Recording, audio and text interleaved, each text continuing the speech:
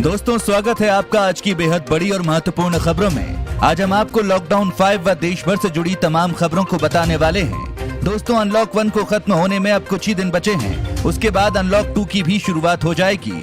चलिए इसी के साथ बढ़ते हैं आज की बड़ी खबरों की तरफ, जहां दुनिया भर से कुछ बड़ी और महत्वपूर्ण खबरें निकल कर आ रही हैं, जिन्हें जानना आपके लिए बेहद जरूरी है। चलिए बढ़ते हैं आज की बड़ी खबरों की तरफ, जहां आगे आप देखेंगे पीएम मोदी का चीन पर करारा हमला, हम दोस्ती निभाना जानते हैं तो आंख में आंख डालकर जवाब देना भी। आगे जानेंगे इस पूरी खबर को। साथ ही साथ भारत चीन के बीच हर सप्ताह होगी चर्चा, क्या सीमा विवाद पर बनेगी बात। साथ ही आगे देखेंगे कोरोना पर बोले स्वास्थ्य मंत्री, अगले साल तक आ जाएगी वैक्सीन, चिंता करने की जरूरत नहीं। साथ ही देखेंगे खुशखबरी, इन शहरों में 20,000 लोगों को देगी नौकरी, जानिए क्या है योग्यता। जानने के लिए बने रहिए वीडियो में हमारे साथ अंत तक। लेकिन उससे पहले इस वीडियो को आपके लिए बनाने में मुझे बहुत मेहनत लगी है, तो मेरी इस मेहनत के लिए इस वीडियो पर एक लाइक जरूर करिएगा। चलिए बिना देरी किए लिए चलते हैं आपको आज की सबसे पहली खबर की तरफ। पहली बड़ी खबर निकल कर आ रही है, पीएम मोदी का चीन पर करारा हमला, हम दोस्ती निभाना जानते हैं तो आंख में आंख डालकर जवाब देना भी। दोस्तों, आपको बता दें, प्रधानमंत्री नरेंद्र मोदी ने चीन को करारा जवाब दिया है। पीएम मोदी ने मन की बात कार्यक्रम के दौरान पड़ोसी देश के साथ चल रहे विवाद पर चीन पर करारा हमला बोला है। पीएम मोदी ने कहा कि लद्दाख में भारत की भूमि पर आंख उठाकर देखने वालों को करारा जवाब मिला है। लद्दाख में भारत चीन की सेनाओं के बीच हुई हिंसक झड़प को याद करते हुए प्रधानमंत्री मोदी ने कहा कि पड़ोसी देश ये बात जान ले कि अगर भारत मित्रता निभाना जानता है तो आंख में आंख डालकर देखना और उचित जवाब देना भी जानता है। पीएम नरेंद्र मोदी ने कहा कि हमारे वीर सैनिकों ने दिखा दिया है कि वो कभी भी मां भारती के गौरव पर आंच नहीं आने देंगे। पीएम मोदी ने साथ ही कहा कि दुनिया ने अपनी संप्रभुता और सीमाओं की रक्षा करने के लिए भारत की ताकत और भारत के कमिटमेंट को भी देखा है। लद्दाख में हमारे देश की सेना ने सीमाओं में घुसने वालों को करारा जवाब दिया है। चीन ने तैयार की एक और कोरोना वैक्सीन, बताया सुरक्षित और असरदार। दोस्तों, आपको बता दें, चीन ने एक और कोरोना वायरस की वैक्सीन तैयार करने का दावा किया है। रॉयटर्स की रिपोर्ट के मुताबिक चाइना नेशनल बायोटेक ग्रुप ने रविवार को ये जानकारी दी है कि इंसानों पर किए गए टेस्ट के शुरुआती रिजल्ट आ गए हैं। कंपनी ने कहा है कि क्लिनिकल ट्रायल के दौरान ये वैक्सीन सुरक्षित और असरदार दिखी। आपको बता दें, चाइना नेशनल बायोटेक ग्रुप की ओर से तैयार की गई ये दूसरी कोरोना वैक्सीन है। कंपनी के बीजिंग स्थित यूनिट में नई वैक्सीन को तैयार किया गया है। इससे पहले कंपनी ने वुहान के यूनिट में एक अन्य वैक्सीन तैयार की थी। किसी भी वैक्सीन के पहले और दूसरे चरण में रिजल्ट अच्छे आने के बाद तीसरे चरण में बेहतर प्रदर्शन करना जरूरी होता है। तीसरे चरण में हजारों लोगों को वैक्सीन की खुराक दी जाती है। तीसरा चरण सफल होने के बाद ही आम लोगों को वैक्सीन मिलती है। खुशखबरी, इन शहरों में अमेजन इंडिया 20,000 लोगों को देगी नौकरी, जानिए क्या है योग्यता। जैसा कि आपको पता है, लॉकडाउन में ज्यादातर लोग बेरोजगार हो गए हैं। इस बीच दिग्गज e commerce company Amazon India ने रविवार को कहा कि वो करीब 20,000 अस्थायी कर्मचारियों की नियुक्ति करेगी। अमेजन इंडिया ये नियुक्ति अपने कस्टमर सर्विस विभाग में करेगी, ताकि भारत व वैश्विक स्तर पर ग्राहकों को गैर बाधित ऑनलाइन शॉपिंग की सुविधा मिल सके। दरअसल कंपनी का अनुमान है कि अगले 6 महीने में कस्टमर ट्रैफिक तेजी से बढ़ेगा, जिसके लिए उसे पहले से जरूरी तैयारी करनी होगी। अमेजन इंडिया द्वारा दी गई जानकारी के मुताबिक ये नौकरियां हैदराबाद, पुणे, कोयम्बटूर, नोएडा, कोलकाता, जयपुर, चंडीगढ़, बेंगलुरु, इंदौर, भोपाल और लखनऊ में उपलब्ध हैं। इनमें से अधिकतर पोस्ट अमेजन के वर्चुअल कस्टमर सर्विस प्रोग्राम के तहत होंगी। इसमें घर से काम करने की सुविधा मिलती है। चीन की हरकत से सेना सतर्क, लद्दाख में 2 गुना तक बढ़ी जवानों की मौजूदगी। दोस्तों, आपको बता दें, भारतीय सेना ने लद्दाख में अपनी मौजूदगी 2 गुना तक बढ़ा दी है। पिछले कुछ महीनों में सेना पूर्वी लद्दाख के कई छिटपुट इलाकों में तैनात हो चुकी है। भारत को यह कदम इसलिए उठाना पड़ा क्योंकि चीन की सेना इस इलाके में वास्तविक स्थिति को बदलने की फिराक में है। सुरक्षा एजेंसियों की अलग अलग समीक्षाओं में ये बात सामने आई है। सेना ने पूरे लद्दाख इलाके में 40 से 45 हजार जवानों की तैनाती की है। पहले ये तादाद 20 से 24 हजार हुआ करती थी। इसके अलावा भारतीय जमीन की सुरक्षा में भारत तिब्बत बॉर्डर पुलिस के जवानों की भी मौजूदगी बढ़ाई गई है। एक अधिकारी ने आज तक इंडिया टुडे को बताया कि चीनी सैनिकों की संख्या भारत से कम है और ये तादाद तकरीबन 30-35 हजार के आसपास है। कोरोना पर बोले स्वास्थ्य मंत्री, अगले साल तक आ जाएगी वैक्सीन, चिंता करने की जरूरत नहीं। जैसा कि दोस्तों आपको पता है, देश में कोरोना वायरस के मामले बढ़ते जा रहे हैं।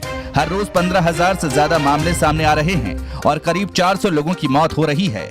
इस बीच केंद्रीय स्वास्थ्य मंत्री डॉक्टर हर्षवर्धन सिंह ने कहा कि लोगों को चिंता करने की जरूरत नहीं है।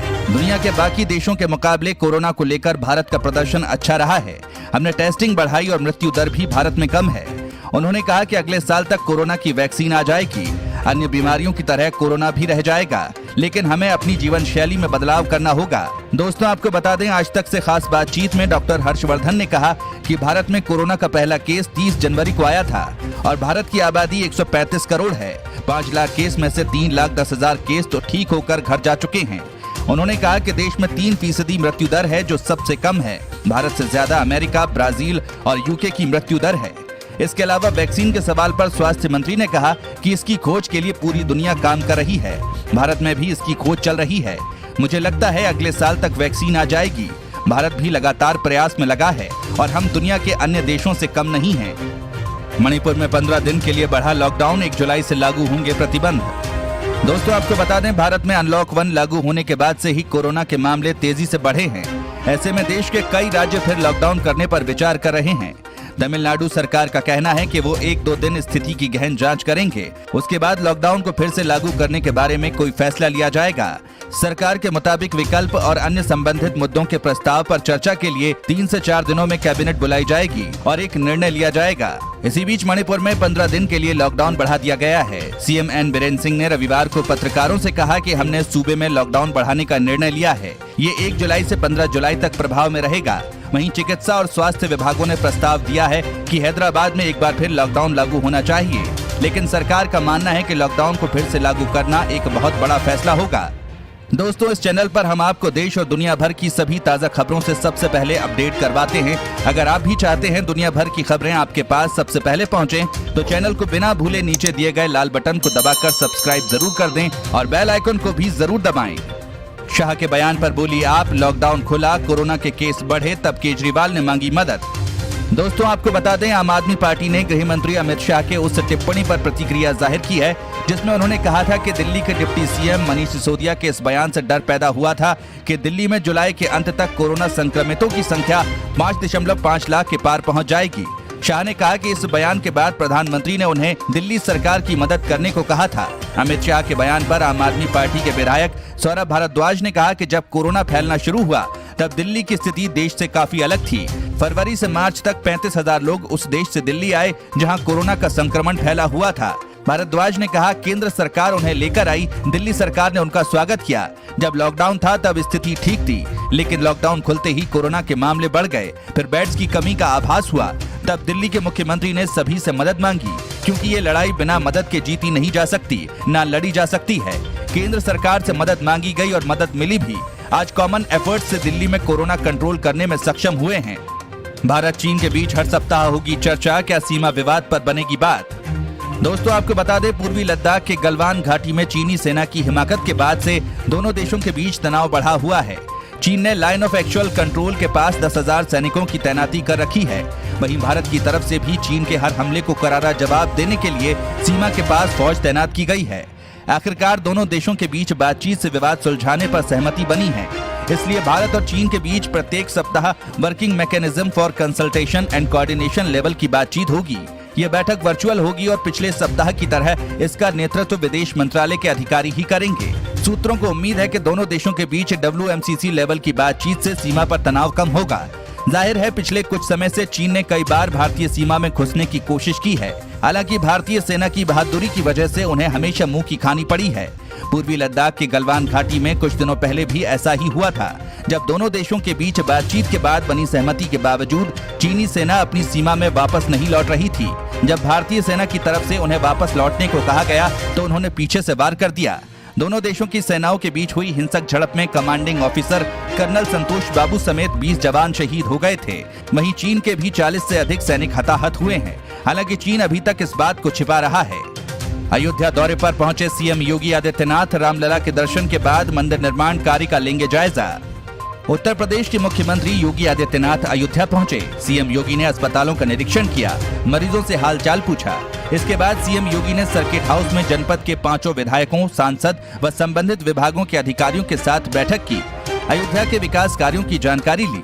इसके बाद राम जन्मभूमि स्थल का दौरा करेंगे और मंदिर निर्माण के लिए चल रहे कार्य का निरीक्षण करेंगे। अधिकारियों ने बताया कि मुख्यमंत्री अयोध्या के विभिन्न हिस्सों में चल रहे विकास कार्यों की प्रगति का भी मुआयना करेंगे।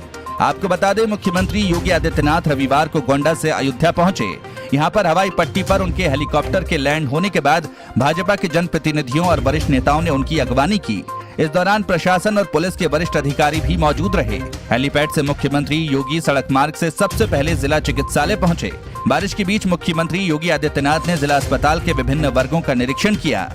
स्पेशल एसी ट्रेनों में सफर होगा और महंगा, ताजी हवा के लिए यात्रियों को चुकानी होगी कीमत। दोस्तों आपको बता दें, रेलवे की वातानुकूलित ट्रेनों की बोगियों में अब ऑपरेशन थिएटर की तरह ताजा हवा मिलेगी, जिससे संक्रमण के फैलने के खतरे को कम किया जा सके। अधिकारियों ने बताया कि रेलवे द्वारा राजधानी मार्गों पर 12 मई से चलाई जा रही आने जाने वाली 15 एसी ट्रेनों में ये प्रयोग शुरू किया गया है। ये कोविड-19 के बाद हालात में ट्रेनों के संचालन की रेलवे की तैयारियों का हिस्सा है। अधिकारियों ने कहा, भारतीय रेलवे की वातानुकूलित बोगियों में लगे रूफ माउंटेड एसी पैकेज प्रति घंटे 16 से 18 बार से ज्यादा हवा को बदलते हैं, जैसा कि ऑपरेशन थिएटरों में होता है। पहले इन वातानुकूलित ट्रेनों में प्रति घंटे 6 से 8 बार हवा बदलती थी और डिब्बों में छोड़े जाने वाली 80% हवा पुनः परिचालित हवा होती थी, जबकि 20% ही ताजी हवा होती थी। हवा में बदलाव की संख्या बढ़ने के साथ हालांकि ऊर्जा की खपत में भी 10 से 15% का इजाफा होगा। बिहार सहित इन राज्यों में भारी बारिश की चेतावनी, शाह ने बढ़ाया मदद का हाथ। दोस्तों आपको बता दें, मौसम विभाग ने बिहार और उत्तर पूर्वी राज्यों में आने वाले 2 दिनों में भारी बारिश की चेतावनी जारी की है। हालांकि आने वाले 5-6 दिनों में पंजाब, हरियाणा और दिल्ली एनसीआर में भारी बारिश की संभावना कम है। उत्तर मध्य भारत में आने वाले दिनों में सामान्य बारिश होने के आसार हैं। ये जानकारी आईएमडी के वरिष्ठ वैज्ञानिक नरेश कुमार की ओर से दी गई है। मौसम विभाग के अनुसार अगले 12 घंटों के दौरान उप हिमालयी पश्चिम बंगाल और सिक्किम और असम और मेघालय में भी भारी वर्षा की संभावना है। मौसम विभाग के अनुसार दक्षिण पूर्वी मानसून तय समय से करीब 2 हफ्ते पहले ही पूरे देश में आ गया है। उनका कहना है कि बिहार, पश्चिम बंगाल, सिक्किम, असम, मेघालय और अरुणाचल प्रदेश में अगले कुछ दिनों में भारी बारिश होगी।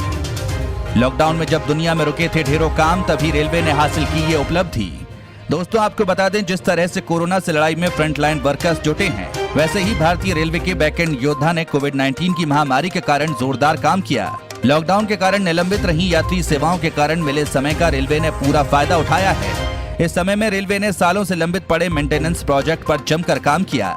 रेलवे ने यार्ड रिमॉडलिंग, पुराने पुलों की मरम्मत, रेल लाइन डबल करना, इलेक्ट्रिकल लाइन डालने जैसे 200 से अधिक प्रोजेक्ट को सफलतापूर्वक पूरा किया है। इनमें से कई प्रोजेक्ट सालों से लंबित थे, जिसके कारण अक्सर भारतीय रेलवे को मुश्किलों का सामना करना पड़ता था। सभी आवश्यक वस्तुओं की आपूर्ति श्रृंखलाओं को सुनिश्चित करने के लिए पार्सल ट्रेन और मालगाड़ियां चलाने के अलावा रेलवे ने बाद में श्रमिक स्पेशल ट्रेनें भी चलाई हैं। चूंकि इस दौरान सामान्य यात्री सेवाएं बंद थीं, लिहाजा इसे वन टाइम अपॉर्चुनिटी मानते हुए मेंटेनेंस के जरूरी काम को लॉकडाउन समय में पूरा करने की योजना बनाई गई थी। दोस्तों आपको हमारी वीडियो कैसी लगी, हमें कमेंट करके जरूर बताएं। दोस्तों इस वीडियो को बनाने में हमें बहुत मेहनत लगा है। हमारी इस मेहनत के लिए इस वीडियो को अपने सभी दोस्तों, रिश्तेदारों के साथ शेयर जरूर करें।